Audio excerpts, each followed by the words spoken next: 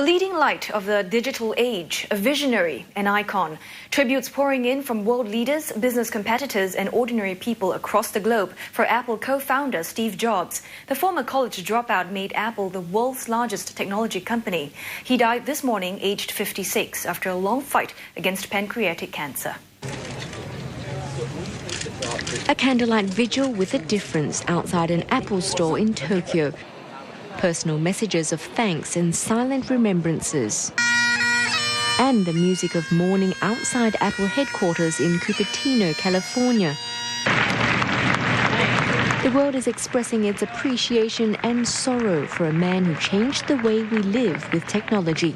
The man who brought us some of the most iconic devices of our time, the iPod, iPhone and iPad. 就像是爱因斯坦去世一样，谁还可以再发明比电灯还就是对人们就心里边非常重要的一个东西。 He's probably will be considered an industrial giant on the scale of Thomas Edison and Henry Ford, so one of the great of all time. まさにステイハングリー、ステイフリッシュの通りに生きてる人なんで、彼のああいう生き様を見て僕も起業しようと思いましたし、やっぱり生きるその糧になってたというのはありますね。Apple announced the news of its co-founder's death, replacing its homepage with a tribute to him, hailing him as an amazing human being. US President Barack Obama summed it up in his statement that there may be no greater tribute to Steve's success than the fact that much of the world learned of his passing on a device he invented. Microsoft chairman Bill Gates said his farewell using one of Mr. Jobs' favorite expressions, saying it's been an insanely great honor to work with his longtime friend and fierce rival. And putting competition aside, tech titans Sony, Samsung and Nokia also lamented the loss. But Mr. Jobs' death has also prompted renewed speculation about the long-term future of Apple. I'm concerned about long-term their innovation waning, as I said before, and I do think that they're coming under increasing attack by companies, especially Samsung, especially at the low end as well as the high end. 10年、20年先を考えると心配ではありますけど、ジョブスの遺伝子は残ってると思いますんで、しばらくは問題ないんじゃないかなと思いますけど。Mr. Jobs was surrounded by his wife and immediate family when he died at home in California. And this was the Apple epicenter in Ion Orchard today, mirroring the scene at Apple stores worldwide. The company called on customers to send their condolences by email amid countless tributes on social media across the globe. Staff and customers also observed a minute of silence in honor of Mr. Jobs.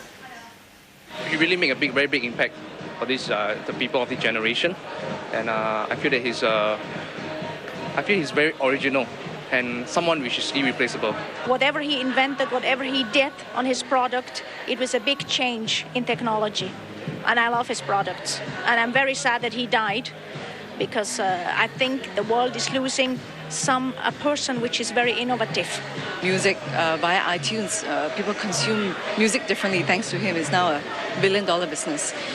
Look at what he's done with mobile communication, iPads and iPhones, and even the movie industry. Look at what he's done with animation, via Pixar.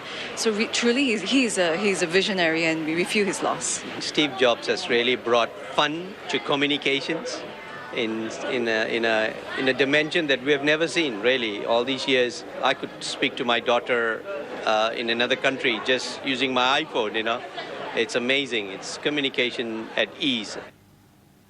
Well, as you know, Apple and Steve Jobs are credited with producing some of the most innovative, people-friendly, fun and desirable tech products of the past 3 decades. Sabrina Chua has a look back.